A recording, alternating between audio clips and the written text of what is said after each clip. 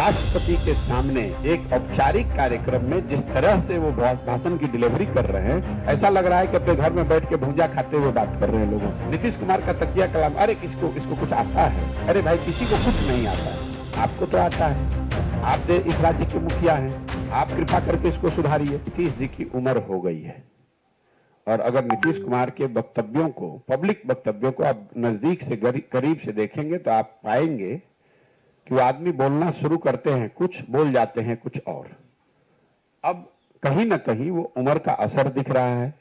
सामाजिक राजनीतिक तौर पर अकेले पड़ गए हैं, घबराहट होती है आदमी को। आप मुख्यमंत्री हैं या प्रधानमंत्री, हमने बहुत लोगों के साथ काम किया है। जब परिस्थितियां आपके अनुकूल न हो तो हर आदमी को घबराहट होती है, हर आदमी को डर होता है। तो नीतीश कुमार जिस स्थिति में आज हैं, वही घबराहट का नतीजा है कि कभी कह देते हैं कि तेजस्वी के नेतृत्व में लड़ा जाएगा, कभी बोल देंगे प्रशांत किशोर बहुत होशियार आदमी है, उसी वक्तव्य में बोल देंगे कि हमको तो कह रहा था कि कांग्रेस में विलय करो, उसी वक्तव्य में कह देंगे कि ये बीजेपी का एजेंट है। अब वो चारों बातों को आप जोड़िए, मुझे विद्वान भी बता रहे हैं, मुझे बेवकूफ भी बता रहे हैं, मुझे कांग्रेस में विलय करने वाला भी बता रहे हैं, मुझे बीजेपी का एजेंट भी बता रहे हैं। इन चारों चीजों को आप कागज पे लिखिएगा तो आपको पता चलेगा भाई कहना क्या चाहते हो, ये बता दो। अगर मैं विद्वान हूं तो फिर मूर्ख नहीं हो सकता हूं, और अगर मैं मुझे किसी बात का ज्ञान नहीं है तो हमको आप अपना एडवाइजर बना के अपने घर में 2 बरस रखे क्यों थे मूर्ख आदमी को? अगर आपको हम कह रहे हैं कि आप कांग्रेस में अपना दल विलय कर दीजिए तो उससे तो कांग्रेस को फायदा होगा, तो फिर मैं बीजेपी का एजेंट कैसे हो गया? ये सिर्फ हमारी बात नहीं है। नीतीश कुमार के किसी भी वक्तव्य को आप देखेंगे, मंच पर खड़े होकर अपने अफसरों की खिल्ली उड़ाना, राष्ट्रपति के सामने खड़े होकर जो वक्तव्य दे रहे हैं जिसमें उन्होंने कहा कि आप तो सब हमारे दोस्त ही हैं, बड़ा कंट्रोवर्सी हुआ। आप उस भाषण को सुनिए।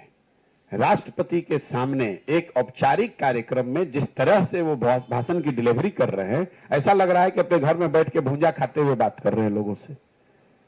तो कहीं ना कहीं ये उम्र का असर है और कहीं थोड़ा बहुत अहंकार भी जो है कि किसी भी कार्यक्रम को, किसी भी बात की सीरियसनेस को हल्के में उड़ा देना। अरे इसको कुछ आता है?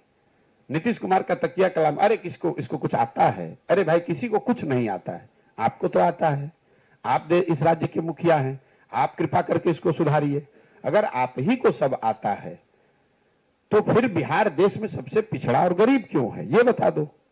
देखिए, नीतीश कुमार पढ़े लिखे व्यक्ति, इसमें कोई दिक्कत नहीं है, वो बहुत समझदार होशियार हैं, इसमें भी कोई दिक्कत नहीं है। लेकिन वो बिहार के एकमात्र पढ़े लिखे व्यक्ति नहीं है। बिहार में हजारों लोग उनसे ज्यादा पढ़ा लिखा है, उनसे ज्यादा समझदार हो सकता है। और जो भी राजा की कुर्सी पर बैठता है, हम लोग के अपने शास्त्र ये बताते हैं कि जो राजा लोगों से विचार विमर्श, सलाह मशवरा छोड़ देता है, उसका पतन निश्चित है। तो जब आप उस कुर्सी पर बैठते हैं तो आपको किसी से पूछना चाहिए, बात करना चाहिए। नीतीश कुमार में आज जो परेशानी है कि उन्होंने लोगों से बातचीत करना, सलाह लेना छोड़ दिया है। उनको ऐसा लग रहा है कि हम ही को सब आता है, इसीलिए उनकी ये दुर्दशा है।